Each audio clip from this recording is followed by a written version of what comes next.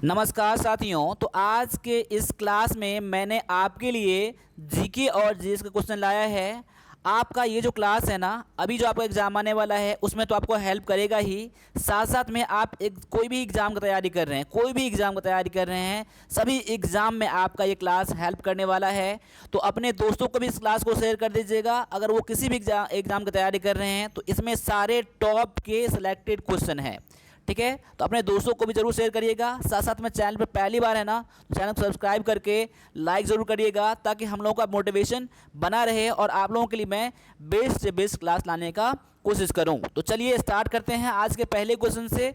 तो पहला क्वेश्चन आज का देख सकते हैं कि बंगाल का विभाजन किस वर्ष हुआ था।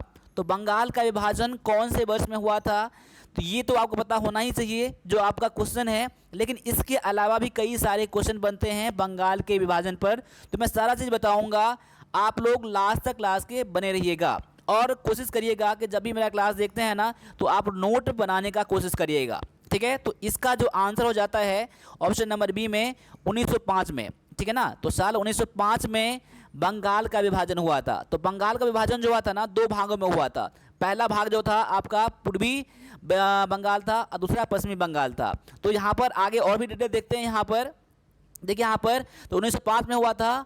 और जब बंगाल का विभाजन हुआ था तो उस समय वायसराय कौन था, वायसराय कौन था, ये भी आप एग्जाम में आता है। बंगाल के विभाजन का टाइम में ब्रिटिश का जो वायसराय था वो कौन था, तो ये था आपका लॉर्ड कर्जन था। कौन था, तो लॉर्ड कर्जन उस समय के वायसराय थे। तो इसको भी आप नोट कर लीजिएगा।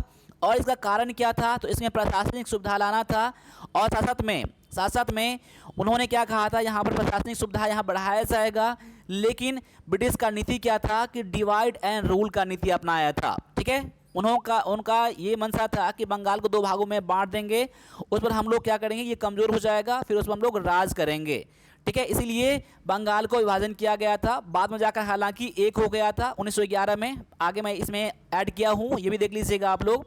तो बंगाल का जो विभाजन हुआ था ना, दो भागों में हुआ था। तो पहला तो देख सकते हैं यहाँ पर, पहला जो आपका है भाग उसका पूर्वी बंगाल है, दूसरा पश्चिमी बंगाल है। तो पूर्वी बंगाल में मुस्लिम बहुल क्षेत्र था और पश्चिमी बंगाल में क्या था, तो यहाँ पर हिंदू बहुल क्षेत्र था।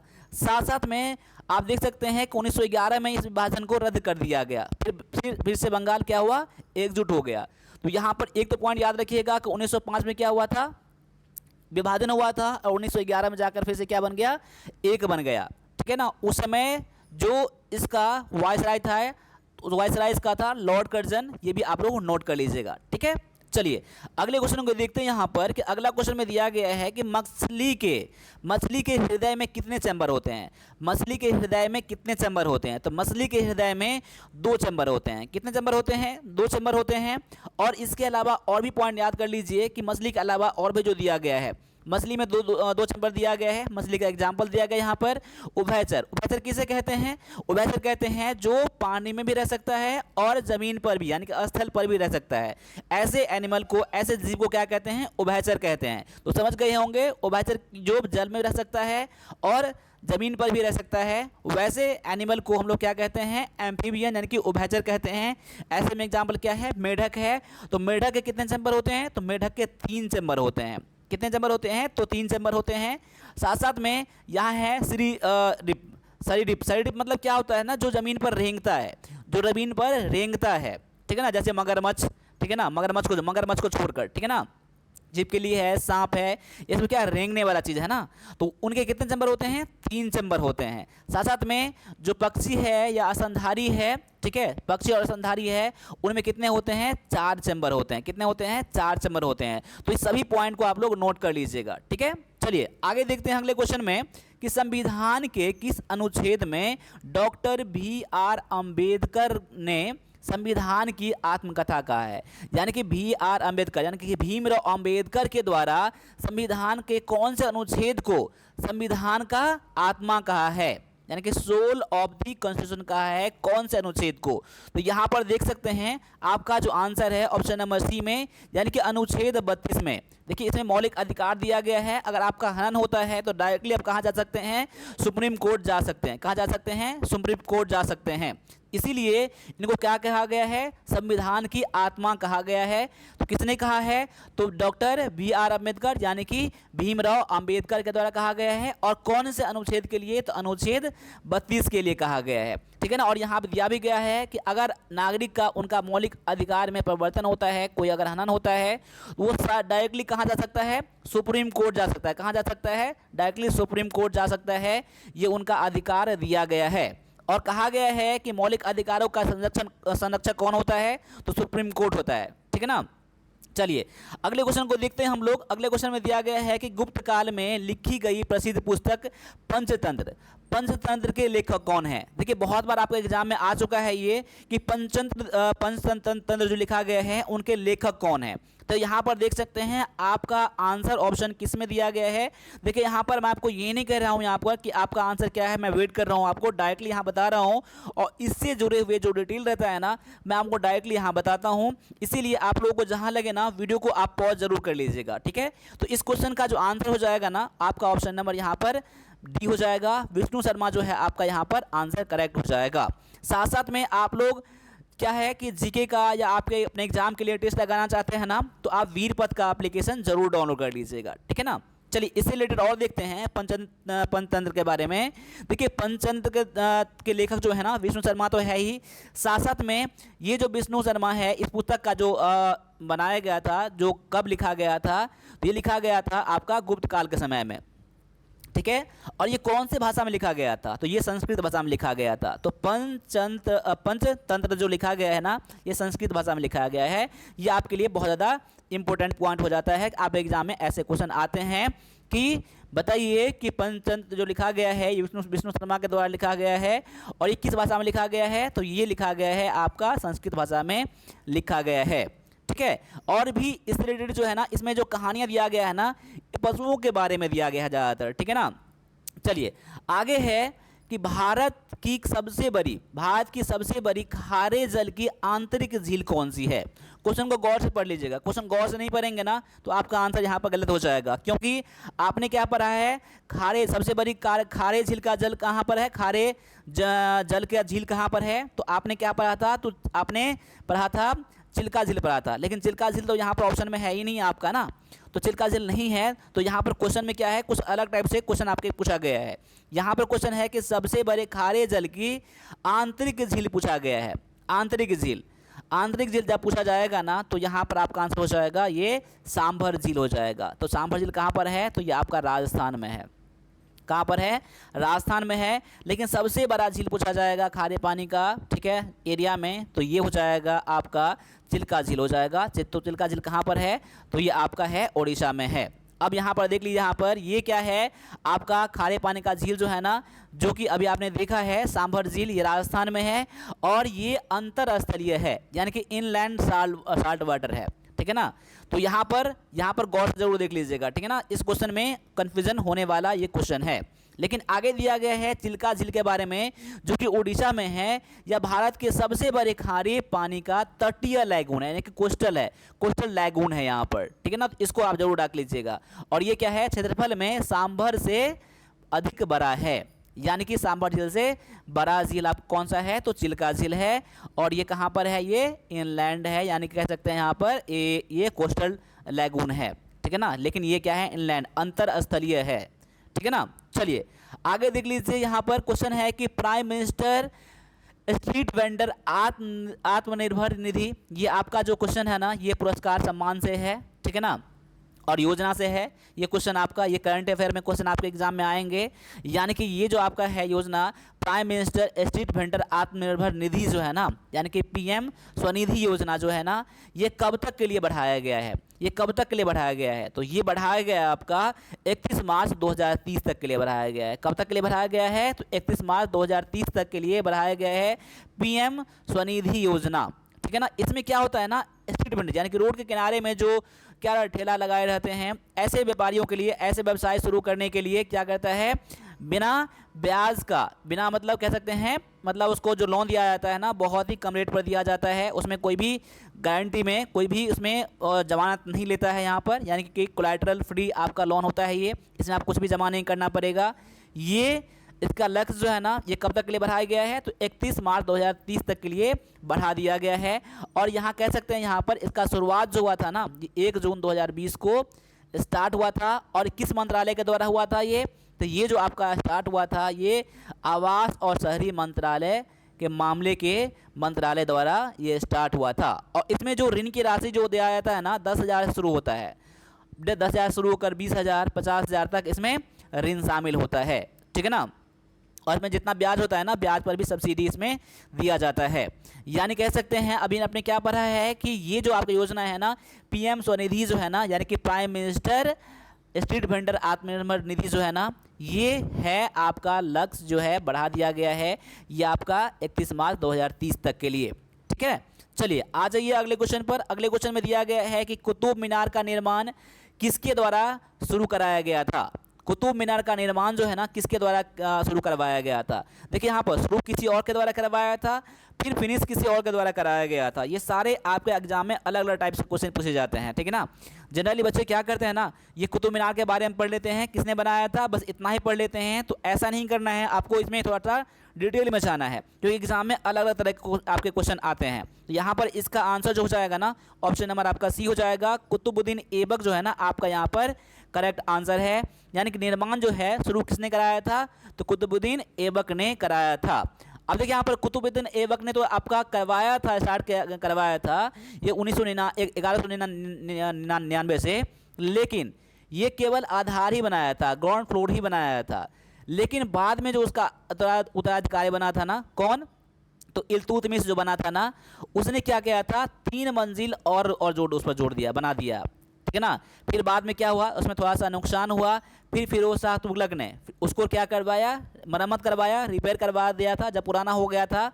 और फिर उसने उसके ऊपर 5वीं मंजिल तक उसने निर्माण करवाया था, ठीक है ना। सारे पॉइंट को नोट कर लीजिएगा। यानी कि कह सकते हैं कि बनवाया किसने था, तो कुतुबुद्दीन ऐबक ने बनाया था, ठीक है ना, शुरू किया था। लेकिन उसका उत्तराधिकारी फिर अब कह सकते हैं कि बनाया किसने तक, तो यहाँ पर 3 मंजिल तक बनाया था किसने, तो इल्तुतमिश ने करवाया था। लेकिन सबसे लास्ट में कौन ख़त्म किया था, ये फिरोज शाह तुगलक। तो सभी पॉइंट को आप लोग नोट करके रख लीजिएगा। अब यहाँ पर देखिए, यहाँ पर ये जो बनाया गया था ना इसका उद्देश्य क्या था, ये कुतुब मीनार का निर्माण का सूफी संत कुतुबुद्दीन बख्तियार काकी के याद में किया, इसको बनाया गया था, ठीक है ना। तो यहाँ पर सभी पॉइंट को नोट कर लीजिएगा। अब अगले क्वेश्चन को देखते हैं। यहाँ पर अगला क्वेश्चन में क्या दिया गया है कि माचिस की तिल्लियों में मुख्यतः कौन सा फास्फोरस प्रयोग किया जाता है। तो माचिस की तिल्ली में जो प्रयोग होने वाला फास्फोरस होता है वो होता है लाल फास्फोरस होता है। क्या होता है, लाल फास्फोरस होता है। तो ऑप्शन नंबर आपका यहाँ पर सी जो है ना करेक्ट आंसर आपका हो जाता है यहाँ पर। अब देखिए यहाँ पर एक तो है कि माचिस की तिल्ली में लाल फास्फोरस यूज़ किया जाता है, लेकिन माचिस के जो ऐसा होता है ना उसको फर्श पर जिस पर अगर के आप लोग जलाते हैं माचिस को, ठीक है ना, तिल्ली को, वो भी क्या होता है ना उस पर भी लाल फास्फोरस होता है। क्या होता है, उस पर भी लाल फास्फोरस होता है, ठीक है ना। लेकिन देखिए सफ़ेद फास्फोरस भी होता है, लेकिन क्या होता है बहुत ही ज्वलनशील होता है। अगर वो डायरेक्टली हवा में आ जाएगा ना तब भी वहाँ पर क्या हो जाएगा, उसमें आग पकड़ लेगा, ठीक है। चलिए, और इसका जो संकेत है ना, इसका जो प्रतीक है ना वो पी से का होता है, ठीक है। चलिए आगे आ जाइए। अगले क्वेश्चन में आपका दिया गया है कि भारतीय संविधान में वर्तमान में कुल कितनी अनुसूचियां हैं। देखिए अभी के टाइम में जो कुल अनुसूचियां हैं ना वो टोटल 12 है। कितना है, 12 है। तो यहाँ पर आपका आंसर क्या हो जाएगा, ऑप्शन नंबर आपका डी आपका यहाँ पर आंसर हो जाएगा, ठीक है ना। लेकिन ये पहले उतना नहीं था, पहले केवल 8 ही अनुसूचियाँ था, ठीक है ना, केवल 8 ही अनुसूची था। लेकिन बाद में उसको 4 अनुसूची जोड़ दिया गया, ठीक है ना। अब देखिए यहाँ पर 4 अनुसूची जो जोड़ा गया था वहाँ पर देखिए चारों का मैंने यहाँ पर ऐड कर दिया। यहाँ पर देखिए 8 तो था पहले से, 9वीं अनुसूची, 10वीं, 11वीं और 12वीं। तो 9वीं में क्या ऐड किया गया था, तो भूमि सुधार उसका सब्जेक्ट था, ठीक है ना, यानी कि भूमि सुधार के बारे में ये जो आपका पहला संशोधन था, ठीक है ना, ये 1951 में, ठीक है। और 10वीं अनुसूची ऐड किया गया था, किसके बारे में था, तो दल बदल विरोध कानून के बारे में था। और ये 52वां संशोधन था। क्या था, 52वां संशोधन था ये 1985 में। और 11वीं अनुसूची में पंचायती राज, ठीक है, पंचायती राज के बारे में था, और ये 73वां संशोधन। और ये जो है ना, ये आपका पॉइंट जो है ना, खासकर 11वीं वाला, ये बहुत ज़्यादा इंपॉर्टेंट है। ये आप एक एग्जाम में कई बार आ चुका है, ठीक है ना। 11वीं अनुसूची में क्या है, तो पंचायती राज के बारे में है, और ये कौन से संविधान के संशोधन में ये हुआ था, तो ये हुआ था आपका 73वां संविधान संशोधन में, और ये 1992 में। तो इस पॉइंट को आप लोग ना, इस तीसरे वाले पॉइंट को फिर से रिविजन कर लीजिएगा, ठीक है। अब आगे जो है ना, 12वां संविधान में ये नगर पालिका के बारे में है, और ये 74वां संशोधन में है, ये 1992 में ही है, ठीक है ना। चलिए अगले क्वेश्चन को देखते हैं। यहाँ पर अगला क्वेश्चन में है कि मौर्य साम्राज्य का अंतिम शासक कौन था।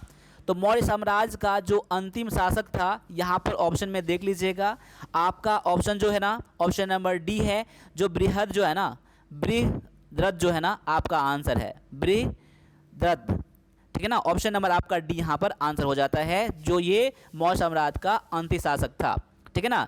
अब ये जो उसका हत्या कर दिया गया था, किसका, तो बृहद्रथ को हत्या कर दिया गया था, किसके द्वारा, तो उसी के सेनापति पुष्यमित्र शुंग के द्वारा।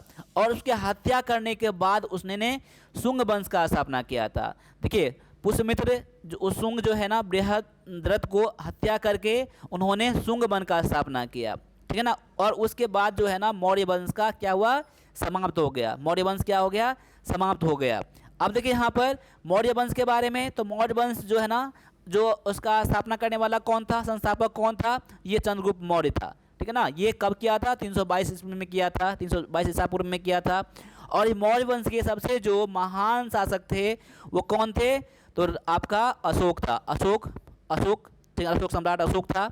और ये सम्राट अशोक के बारे में एक पॉइंट और जान लीजिए, उन्होंने ही कलिंग के युद्ध के बाद ना बौद्ध धर्म को अपना लिया था, उसके बाद कभी उन्होंने युद्ध नहीं किया, ठीक है। ये कौन से वंश से थे, तो मौर्य वंश से ही थे, ठीक है ना, सम्राट अशोक। तो इस सभी पॉइंट को आप लोग नोट कर लीजिएगा, ठीक है। चलिए अगले क्वेश्चन में दिया गया है आपका कि माउंट एवरेस्ट शिखर पर चढ़ने वाली पहली महिला कौन थी। तो माउंट एवरेस्ट शिखर पर चढ़ने वाली पहली महिला कौन थी, ये थी आपका जुनको तबैता। अब देखिए यहाँ पर डायरेक्टली ये नहीं कह रहा है कि भारत का कौन सा है, ये भी देख लीजिएगा। यहाँ पर डायरेक्टली आपको आंसर नहीं लगाना है, यहाँ पर ये वो डायरेक्टली बोल रहा है कि माउंट एवरेस्ट शिखर पर चढ़ने वाला जो पहली महिला थी वो थी जुनको तबई थी। ऑप्शन नंबर आपका सी यहाँ पर आंसर करेक्ट हो जाता है। लेकिन अगर यहाँ पर यही बात कहता आपका जो इंडिया में कौन था, तो इंडिया में जो था ना, आपका यहाँ पर सारा पॉइंट मैंने लिख दिया, यहाँ पर देख लीजिएगा। यहाँ पर तो ये जो था जुनको तबई कहाँ के थी, तो ये आपका जापान का था, ठीक है ना, जापान की थी। और ये कब आपने एवरेस्ट पर फतह किया था, कब चढ़ा था, तो 16 मई 1975 में। और बिछेंद्री पाल जो था ना, माउंट एवरेस्ट पर चढ़ने वाली भारत की पहली महिला, बिछेंद्री पाल कौन थी, माउंट एवरेस्ट पर चढ़ने वाली पहली महिला बिछेंद्री पाल थी, जो साल 1984 में।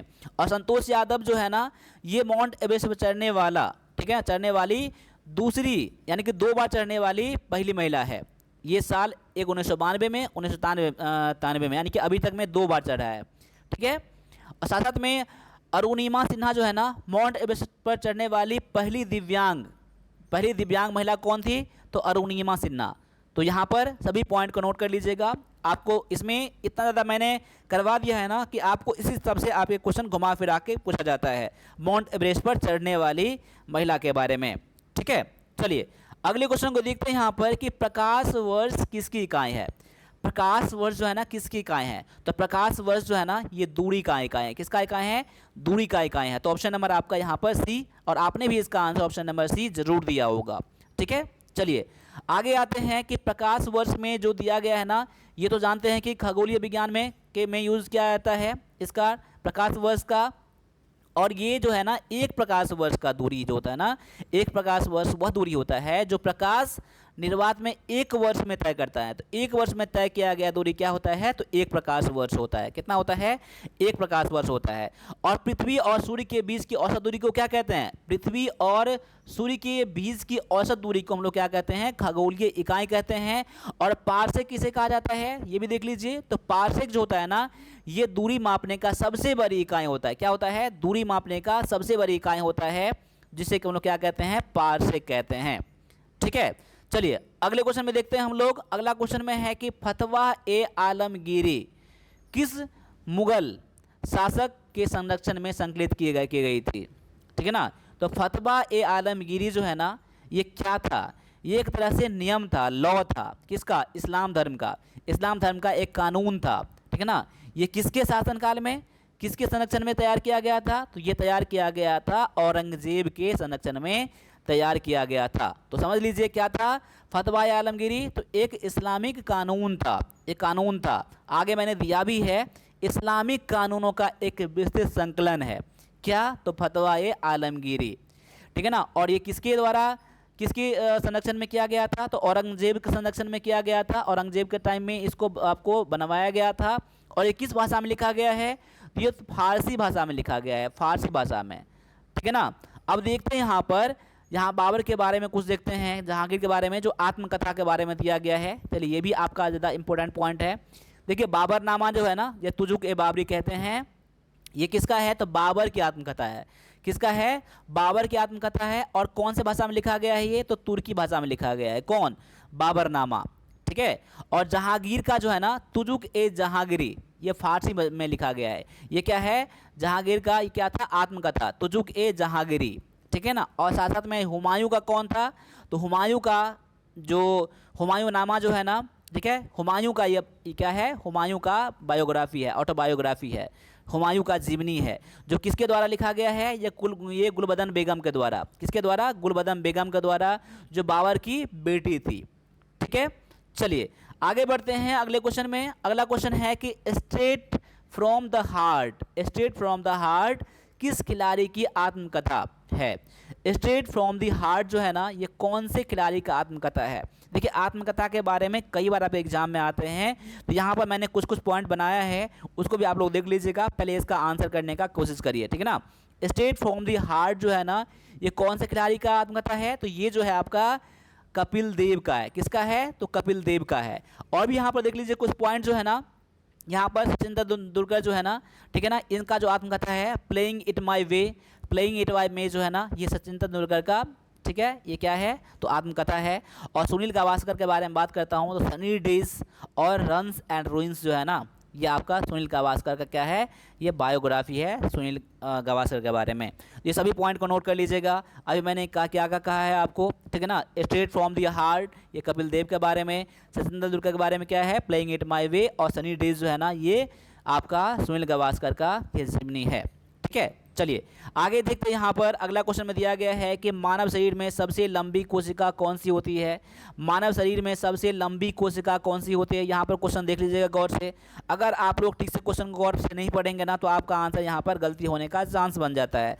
यहाँ पर क्वेश्चन है कि सबसे बड़ी नहीं कह रहा है, सबसे बड़ी नहीं कह रहा है, सबसे लंबी कहा जा रहा है। क्या कहा जा रहा है? तो सबसे लंबी जब कहा जाएगा ना, तो क्या करेंगे आप लोग? इसका आंसर ये तंत्रिका, तंत्रिका जो होता है ना, सबसे लंबा होता है। क्या होता है? तंत्रिका क्या होता है? सबसे लंबा होता है। लेकिन सबसे बड़ी कहा जाएगा तो फिर यहाँ पर आपका आंसर अलग हो जाएगा, ठीक है ना। तो मानव शरीर का सबसे लंबी जो कोशिका होता है क्या होता है? तंत्रिका कोशिका होता है, ठीक है ना। इसका लंबाई का जो है 1 मीटर तक हो सकता है। कितना हो सकता है? 1 मीटर तक हो सकता है। जिससे क्या करता है? वह मस्तिष्क से शरीर के दूसरे हिस्से तक, पैर के अंगूठे के बीच में क्या करता है ना, ये पूरा ये उसका जो ट्रांसमिट करता है, यानी कोई भी कम्युनिकेट करवाता है। कौन? तो तंत्रिका कोशिका ही, यानी कि न्यूरॉन करवाता है, ठीक है ना। तो यहाँ पर आपके लिए ये पॉइंट इंपॉर्टेंट था। अगर यहाँ पर ये कहता कि सबसे बड़ी कोशिका, सबसे बड़ी कोशिका जो होता है ना, ये महिला में क्या होता है? अंडाणु होता है। महिला में ये आयतन में सबसे बड़ा होता है।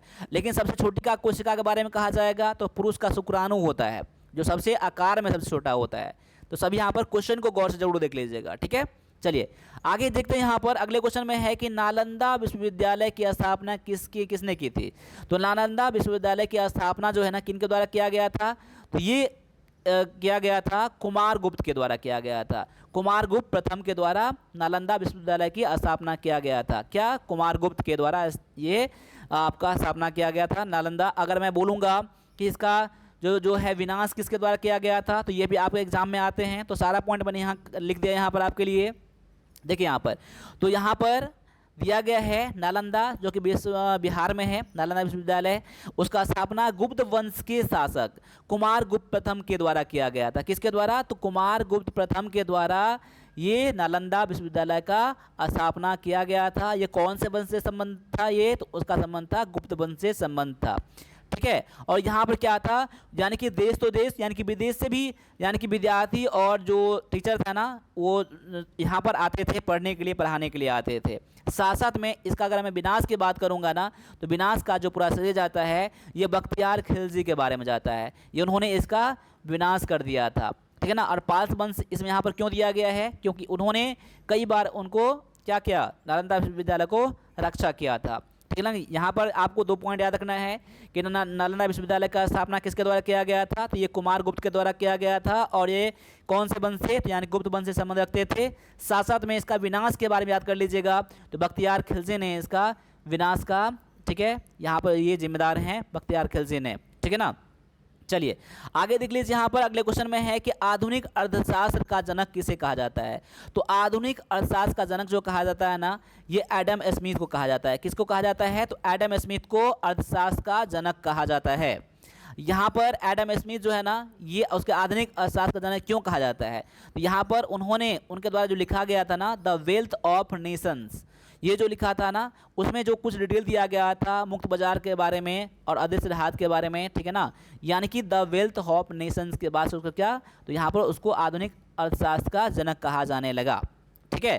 चलिए अगले क्वेश्चन में यहाँ पर है कि इंटरनेशनल कोर्ट ऑफ जस्टिस यानी कि ICJ, जो कि यूएन का एक पार्ट है, क्या है, यूनाइटेड नेशन का एक पार्ट है। इंटरनेशनल कोर्ट ऑफ जस्टिस जो है ना, उसमें कितने न्यायाधीश होते हैं, कितने जज होते हैं।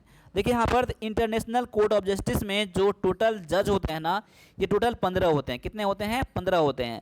और ये इसका जो स्थापना होता है ना, ये कितने 9 सालों के लिए होता है। कितने सालों के लिए होता है, 9 सालों के लिए। इसका कार्यकाल जो होता है 9 सालों के लिए होता है। इसमें दिया भी गया है यहाँ पर 15 न्यायाधीश होते हैं। और ये जो है ना आपका इंटरनेशनल कोर्ट ऑफ जस्टिस जो है ना, संयुक्त राष्ट्र का यानी कि यूनाइटेड नेशन का एक भाग है। और ये क्या करता है, जब हमारे 2 देशों के बीच में जब कुछ ऐसे बात होता है ना, मुद्दा होता है, विवाद होता है ना, तो यहाँ पर किसके पास जाया जाता है, यहाँ पर इंटरनेशनल कोर्ट ऑफ जस्टिस में जाता है, वहाँ पर उसको सुनवाई किया जाता है। और ये जो उसका जो न्यायाधीश का जो नियुक्ति किया जाता है ना, ये किसके द्वारा, तो यहाँ पर संयुक्त राष्ट्र महासभा और सुरक्षा परिषद के द्वारा 9 साल के लिए उसको चुना जाता है। साथ साथ में 1-2 पॉइंट और जान लीजिए कि इंटरनेशनल कोर्ट ऑफ जस्टिस का यानी इसका मुख्यालय कहाँ पर है। इसका मुख्यालय है द हेग में, नीदरलैंड में, ठीक है ना। अब यहाँ पर दिया गया है, यहाँ पर वही चीज़ जो इसका कार्य क्या है, तो मैंने कहा कि 2 देशों के बीच में जब कोई कानूनी विवाद होता है उसका हल करना किसका काम होता है, तो इंटरनेशनल कोर्ट ऑफ जस्टिस का होता है। इसमें 9 न्यायाधीश 9 सालों के लिए इसमें नियुक्ति किया जाता है। उनका कार्यकाल 9 सालों के लिए होता है। और इनका हेडक्वार्टर कहाँ पर है, तो हेग में है, द हेग में है। द हेग कहाँ पर है, तो नीदरलैंड में है, ठीक है। अब अगले क्वेश्चन में देखते हैं। यहाँ पर अगला क्वेश्चन में है आपका कि उत्तरी भारत का मैनचेस्टर किस शहर को कहा जाता है। तो उत्तरी भारत का मैनचेस्टर, कभी कभी आपको कहा जाएगा भारत का मैनचेस्टर, कभी कभी कहा जाएगा आपको दक्षिण भारत का मैनचेस्टर। ये सभी पॉइंट इंपॉर्टेंट है। तो यहाँ पर देखिए, उत्तरी भारत का मैनचेस्टर किसे कहा जाता है, ये कहा जाता है कानपुर को। कानपुर को क्या कहा जाता है, ये कहा जाता है उत्तरी भारत का मैनचेस्टर कहा जाता है। अब मैनचेस्टर क्यों कहा जाता है, तो यहाँ पर आगे मैं डिटेल में लिख दिया हूँ। देखिए कानपुर में क्या होता है ना, सूती वस्त्र और चमड़े का जो उद्योग होता है ना, ये बहुत ज़्यादा यहाँ पर होता है, इसीलिए उसको क्या कहा जाता है, उत्तरी भारत का मैनचेस्टर कहा जाता है। अब देखिए मैनचेस्टर का उपाधि क्यों दिया गया है, मैनचेस्टर का ही उपाधि क्यों दिया गया है। देखिए इंग्लैंड में एक मैनचेस्टर शहर है, ठीक है ना। और वहाँ पर क्या होता है ना, सूती कपड़ा बहुत ज़्यादा यहाँ पर, वहाँ का जो होता है ना बहुत फेमस है, सूती कपड़ा का उद्योग बहुत ज़्यादा वहाँ पर है, इसीलिए मैनचेस्टर कहा गया है कानपुर को। यानी कि उत्तरी भारत का मैनचेस्टर कौन है, आपका कानपुर है। लेकिन दक्षिण भारत का कहा जाएगा तो दक्षिण भारत का जो मैनचेस्टर है वो है कोयम्बटूर, जो कहाँ पर है, तमिलनाडु में है। लेकिन डायरेक्टली कहा जाएगा कि भारत का मैनचेस्टर कौन सा है, तो भारत का मैनचेस्टर जो आपका है ये अहमदाबाद है। कहाँ पर है, तो ये गुजरात में है। तो ऑप्शन आप सारे को देख लीजिएगा, क्वेश्चन क्या पूछा जा रहा है आपको, उत्तरी भारत का कानपुर, दक्षिणी भारत का कोयम्बटूर और भारत का पूछा जाएगा तो यहाँ पर मैनचेस्टर रखेंगे किसका, तो अहमदाबाद को रखेंगे, ठीक है ना, डायरेक्टली भारत का। अब आगे आते हैं, अगले क्वेश्चन को भी देख लीजिए। यहाँ पर क्वेश्चन को फटाफट करने का कोशिश करिएगा और जो भी पॉइंट है जहाँ लगे आप वीडियो को वहाँ पर पॉज भी आप कर सकते हैं। आगे दिया गया है कि दीवान ए अमीर कोही नामक किस कृषि विभाग की स्थापना किस शासक के द्वारा किया गया था। तो दीवाने कोही का नामक जो कृषि विभाग जो स्थापना किया गया था, ये किया गया था मोहम्मद बिन तुगलक के द्वारा किया गया था। किसके द्वारा किया गया था? तो मोहम्मद बिन तुगलक के द्वारा ये किया गया था, उसका विभाग बनाया गया था। इसका काम क्या था? इसका काम था ऋण देने का काम था। किसका काम था? इसका ऋण देने का काम था। तो यहाँ पर दिया भी गया है आपका कि दीवाने अमीर को ही नामक कृषि विभाग का स्थापना मोहम्मद बिन तुगलक के द्वारा किया गया था। इसमें क्या था? तो कृषि ऋण दिया जाता था और सहायता प्रदान करने के लिए जो भूमि के लिए खेती को बढ़ावा देना, यानी खेती के लिए बढ़ावा देना इनका काम था। ठीक है ना। बाद में जाकर उतना ये फेमस नहीं हुआ, ठीक है ना। लेकिन ये आगे है कि अलाउद्दीन खिलजी के बारे में क्या है। अलाउद्दीन खिलजी जो है ना, दीवान ए मुस्खराज नामक विभाग का स्थापना किया था। ये राजस्व सुधार के लिए, किसके लिए? राजस्व सुधार के लिए उन्होंने दीवाने मुस्खराज की स्थापना किया था, उस विभाग का, अलाउद्दीन खिलजी ने। ठीक है। तो अलाउद्दीन खिलजी के बारे में भी पॉइंट नोट कर लीजिएगा। देखिए जो भी पॉइंट इंपॉर्टेंट होता है ना, सारा पॉइंट यहाँ पर रखने का मैंने कोशिश किया है। अब आगे आ जाइए। अगले क्वेश्चन में दिया गया है आपका कि भारत का कौन सा राज्य मदरसा बोर्ड को भंग करके अल्पसंख्यक शिक्षा अधिनियम के लाने वाला पहला राज्य बन गया है। यानी कि मदरसा बोर्ड को यहाँ पर समाप्त कर दिया गया है। ठीक है। और कैसे ये मदरसा बोर्ड को, जो सरकार के द्वारा उनको सहायता प्राप्त था ना, उस मदरसा बोर्ड को समाप्त करके क्या बना दिया गया है? अल्पसंख्यक शिक्षा अधिनियम के तहत बना दिया लाया गया है। ये राज्य, भारत का पहला राज्य कौन सा बना? ये बना आपका असम बना। कौन बना? असम। यानी कि ऑप्शन नंबर आपका यहाँ पर ए आंसर है। तो यहाँ पर ये क्वेश्चन जो आपका आएगा, ये करंट अफेयर में आपका क्वेश्चन आएगा। ठीक है। चलिए आगे देखते हैं। अगले क्वेश्चन में है कि असम राज्य यानी कि मदरसा बोर्ड को भंग करने वाला पहला राज्य बना है और ये अल्पसंख्यक शिक्षा अधिनियम लाने वाला पहला राज्य बना है। ठीक है ना। सभी पॉइंट को नोट कर लीजिएगा। पहले क्या था कि मदरसा में ज़्यादातर जो क्या है कि यहाँ पर इस्लामिक जो धर्म के बारे में बताया जाता था, और उसको हटाकर क्या बनाया गया है? तो धर्मनिरपेक्ष शिक्षा को बढ़ावा देना। धर्मनिरपेक्ष शिक्षा मतलब क्या हुआ? यानी कोई एक विशेष धर्म के बारे में नहीं, यानी कोई भी धर्म हो, सबका यहाँ पर क्या होगा? समान तरीके से देखा जाएगा, समान तरीके से बताया जाएगा। ठीक है। चलिए आगे आ जाइए। अगले क्वेश्चन में आपका है कि सिकंदर ने भारत पर कब आक्रमण किया था? तो सिकंदर ने भारत पर जो आक्रमण किया था ना, ये साल 326 ईसा पूर्व में किया था। ऑप्शन नंबर आपका यहाँ पर बी जो है ना आंसर करेक्ट हो जाता है। तो साल 326 ईसा पूर्व में सिकंदर ने भारत पर आक्रमण किया था और उनका एक युद्ध था ना, ठीक है ना, उसने झेलम नदी पर किनारे पर राजा पोरस के खिलाफ प्रसिद्ध हाइडेस्पेस का युद्ध, यानी बैटल ऑफ हाइडेस्पास भी कहीं कहीं पर देखने को मिल जाएगा आपको। तो हाइडेस्पेस का युद्ध हुआ था ना, ठीक है, ये सिकंदर और राजा पोरस के बीच में हुआ था। और ये कौन सा नदी के तट पर हुआ था? तो झेलम नदी के तट पर हुआ था। ये पॉइंट आप जरूर याद कर लीजिएगा, झेलम नदी याद कर लीजिएगा। और किसके बीच में? तो सिकंदर और राजा पोरस के बीच में हुआ था। यह हाइडेस्पास का युद्ध हुआ था। ठीक है ना। बाद में सिकंदर का मृत्यु जो हुआ था ना, ये साल 323 ईसा पूर्व में हुआ था। और कहाँ हुआ था? तो बेबीलोन में हुआ था। ठीक है ना। चलिए अगले क्वेश्चन को देखते हैं। यहाँ पर अगला क्वेश्चन में है कि उच्च तापमान को मापने के लिए किस उपकरण का प्रयोग किया जाता है? वैसे तो जानते हैं आप लोग थर्मामीटर, ये थर्मामीटर हम लोग बॉडी में लगा लेते हैं ना, ये भी आपका एक तापमान के ही मापने का यंत्र है। लेकिन यहाँ पर क्वेश्चन है कि उच्चता, जिसका बहुत ज़्यादा तापमान होता है ना, उसको मापने के लिए क्या यूज़ किया जाता है? तो उसको मापने के लिए यूज़ किया जाता है पायरोमीटर का यूज़ किया जाता है। किसका यूज़ किया जाता है? तो पायरोमीटर का। तो ये क्या है कि बहुत उच्च तापमान जैसे कि भट्टी हो या सूर्य का तापमान हो, उसको मापने के लिए पायरोमीटर का यूज़ किया जाता है। अब देखिए पायरोमीटर के बारे में, पायरोमीटर ऐसा वस्तु है जिसका विकिरण जो होता है ना, रेडिएशन जो होता है ना, उसे तीव्रता का उपयोग किया जाता है, तब उसका क्या किया जाता है? तापमान को मापा जाता है। अब आगे दिया गया यहाँ पर थर्मामीटर समान तापमान के लिए, जैसे हम लोग बॉडी में लगाते हैं ना, वो थर्मामीटर होता है। तो यहाँ पर बैरोमीटर क्या होता है? तो वायुमंडलीय दाब को मापने के लिए क्या जाता है। और मोनोमीटर जो होता है ना, गैस के दबाव को मापने के लिए यूज़ किया जाता है। तो मैनोमीटर गैस के दबाव को, बैरोमीटर वायुमंडलीय दबाव को, थर्मामीटर समान ताप को, और पैरोमीटर क्या होता है? इसका तापमान क्या होता है? बहुत ज़्यादा हाई होता है, उसको मापने के लिए पैरोमीटर का यूज़ किया जाता है। आगे देखते हैं यहाँ पर कि भारत का नेपोलियन किसे कहा जाता है? किस शासक को कहा जाता है? तो भारत का नेपोलियन कहा जाता है, आपको समुद्रगुप्त को कहा जाता है। किसको कहा जाता है? समुद्रगुप्त को कहा जाता है भारत का नेपोलियन। और ये किसके द्वारा कहा गया था? ये कहा गया था आपका वी.ए. स्मिथ के द्वारा। किसके द्वारा कहा गया था? तो वी.ए. स्मिथ के द्वारा कहा गया था। ठीक है, और इसके बारे में एक चीज़ और नोट कर लीजिएगा, ठीक है ना। ये आपका जो ये प्रशस्ति है ना, ठीक है, किसके द्वारा लिखा गया था? प्रयाग प्रशस्ति, ये हरिसेन के द्वारा लिखा गया था। ये किसका था? हरिसेन कौन था? समुद्रगुप्त का क्या था? दरबारी था। कौन था? समुद्रगुप्त का क्या था? दरबारी था। ठीक है ना। चलिए अगले क्वेश्चन में देखते हैं यहाँ पर कि HTML का पूर्ण रूप क्या है, यानी HTML का फुल फॉर्म क्या है। तो HTML का जो फुल फॉर्म है ना, ये होता है आपका hyper text markup language. Option number आपका बी में दिया गया है, हाइपर टेक्स्ट मार्कअप लैंग्वेज का फुल फॉर्म है। ठीक है, तो यहाँ पर अभी एक पॉइंट और जान लीजिए इसके बारे में। तो HTML का आविष्कार किसने किया था? तो टिम बर्नर्स-ली ने किया था। तो यहाँ पर अभी मैंने 25 क्वेश्चन करवाया है। आपको अगर इस तरह की क्लास पसंद है ना, तो आप कमेंट करके ज़रूर मुझे बता दीजिएगा। मैं आपको इसी तरह से क्लास में आपके लिए लाता रहूँगा। और अभी तक आपने क्लास को लाइक सब्सक्राइब नहीं किया है तो आप सब्सक्राइब कर लीजिए, और इस क्लास को कम से कम एक ग्रुप में ज़रूर शेयर कर दीजिए आप लोग। ठीक है ना। तो मिलते हैं अगले क्लास में, तब तक के लिए सभी से फिर से जय हिंद, जय भारत।